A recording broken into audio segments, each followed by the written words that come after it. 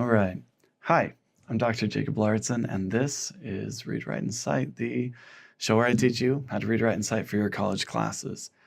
This is, I don't know which number it is, but this is part of a series on grammar.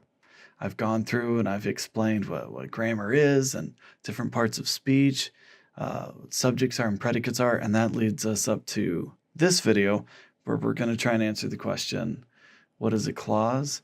And we're going to talk about a couple different kinds of clauses. I think this is really important for students to understand, not so that you can answer questions on a test or you win some sort of trivia contest, but when you understand what a clause is, it teaches you how words in a sentence are structured together, how different parts of speech, different kinds of words work together. It teaches you how sentences are kind of structured and how to punctuate them. There's a lot of stuff that rides on this concept of a clause. And I think it's really hard for students to get. And even though they may be learning it as they grow up, they may not quite get it. So hopefully we make some progress on that today. So let's get started. All right. All these definitions that I'm going to use in this video are mine. This is how I explain things.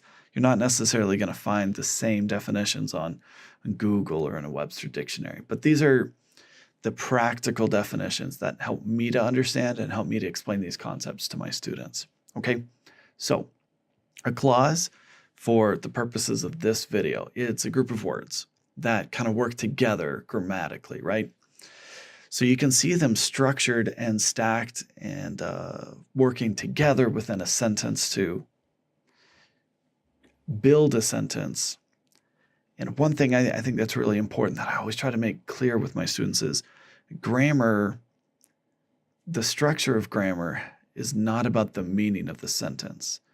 It's about the order of the words and making sure you use the right kind of words in a sentence to complete a concept. Does that make sense?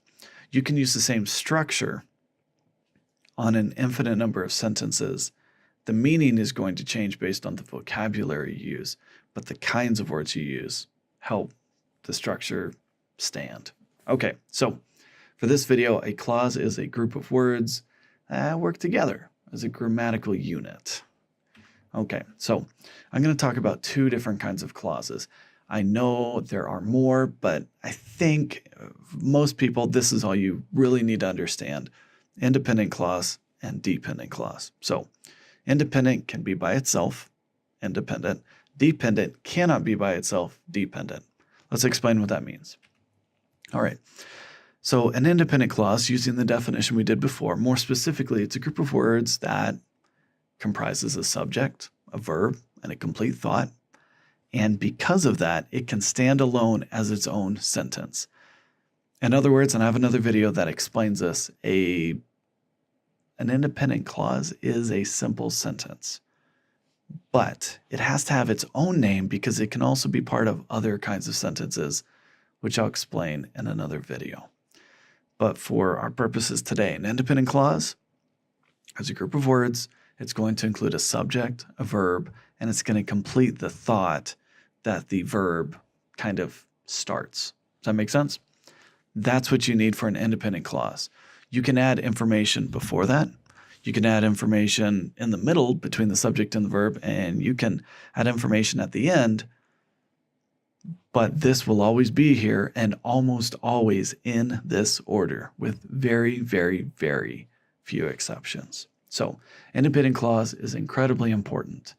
And if you have a mistake in your sentence, especially if your teacher's telling you, you got a sentence fragment here, it's because you're missing one of these things.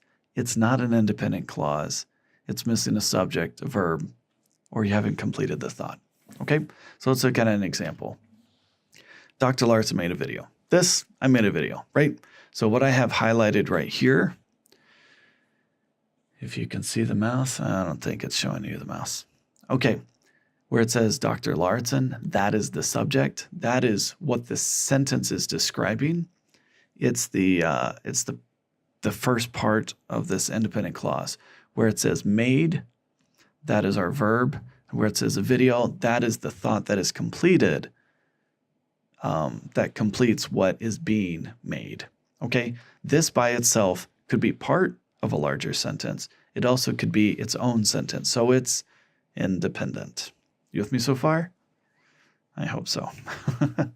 Okay, so let's talk about dependent clauses. A dependent clause is going to be very similar, except it would be incomplete by itself.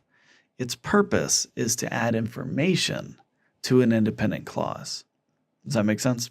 Okay, so a dependent clause is a group of words that add detail to a sentence, but do not comprise a subject, a verb, and a complete thought. Cannot stand alone as its own sentence. Okay, so here's an example. Before going to bed. What's the subject to that sentence? There isn't one. We do have a noun. Bed is a noun. We do have a verb, going, but what we don't have is a subject, a verb, and a complete thought, largely because we also have the word before, which is it's a subordinating conjunction that makes this whole group of words that follows it dependent on another group of words. So this group of words, this clause, is dependent on another group of words to complete its thought. Its purpose is not to be independent. Its purpose is to add information to another group of words. So if I have what we said before, Dr. Lauritzen made a video, we add this at the beginning, before going to bed, comma, Dr. Lauritzen made a video. So you see how these work together? You start with a dependent clause before going to bed. You separate those two clauses with a comma, which is why understanding the difference between clauses, among other things, starts to teach you punctuation. It explains things like where commas go. Yeah, very important. And then you have the independent clause that follows it. Dr. Lauritzen made a video. The subject of the sentence is still Dr. Lauritzen. The verb is still made. The thought is still completed by the words a and video, but we added this extra bit of information at the beginning, which gives a bigger idea. It doesn't change the structure of the sentence, but it builds onto it. You with me so far? So this is how dependent and independent clauses work together. They add layers of information that reinforce the structure, but don't break it down and ignore it completely. Okay, so let's review. A clause, it's a group of words that work together as a grammatical unit. We talked about dependent and independent clauses. In our example here, we have before going to bed was a dependent clause that added extra information to the independent clause. Dr. Lauritzen made a video. So you're going to see this in every single sentence that you look at in the English language. There is some combination of one or more clauses that work together grammatically to complete the structure that is being presented to the reader, the viewer, the whoever.